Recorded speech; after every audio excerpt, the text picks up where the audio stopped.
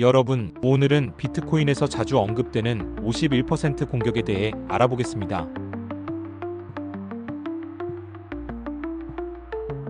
51% 공격이란 비트코인 같은 작업 증명 시스템에서 발생할 수 있는 공격입니다.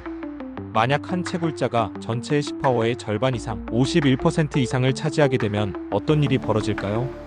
이 채굴자는 대부분의 블록을 독점적으로 만들어낼 수 있고, 이 과정에서 이중 지불이나 거래 내역 변경 같은 불공정한 행동을 할 수 있습니다.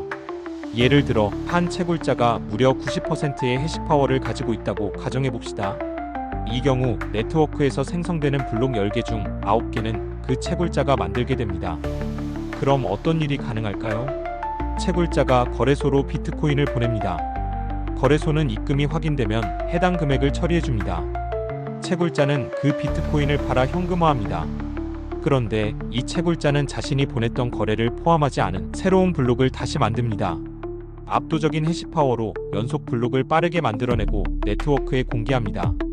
결국 더 긴 체인이 채택되면서 거래소로 보냈던 기록은 사라지고 비트코인은 다시 채굴자에게 돌아옵니다. 이게 바로 이중 지불 공격의 대표적인 시나리오입니다. 이론적으로는 가능한 공격이지만 실제로는 거의 불가능합니다.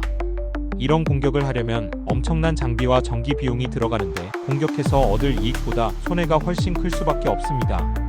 더군다나 이런 공격이 실제로 일어난다면 시장의 신뢰가 무너져 비트코인 가격이 폭락할 것이므로 공격자는 손해만 보게 됩니다. 누구도 굳이 이런 행동을 할 유인이 없습니다. 일부 사람들은 채굴이 중앙화되었다며 우려를 표하기도 합니다. 특정 마이닝 풀이 큰 점유율을 갖고 있다는 이야기인데요. 하지만 마이닝 풀은 단일 채굴자가 아닙니다. 마이닝 풀은 여러 채굴자가 모여 블록을 찾는 협업 구조일 뿐이고, 개별 채굴자들은 언제든 다른 풀로 옮겨갈 수 있습니다. 따라서 마이닝 풀의 점유율과 단일 채굴자의 해시 독점은 전혀 다른 이야기입니다. 그렇다면 51% 공격으로 비트코인의 규칙, 즉 프로토콜을 바꿀 수 있을까요? 정답은 아니오입니다. 비트코인의 규칙은 결국 풀노드가 정합니다.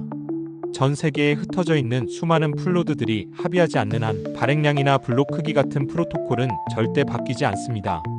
만약 어떤 채굴자가 자기 멋대로 발행량을 늘리거나 규칙을 바꿔서 블록을 만든다면 그것은 더 이상 비트코인이 아니라 그냥 새로운 알트코인일 뿐입니다.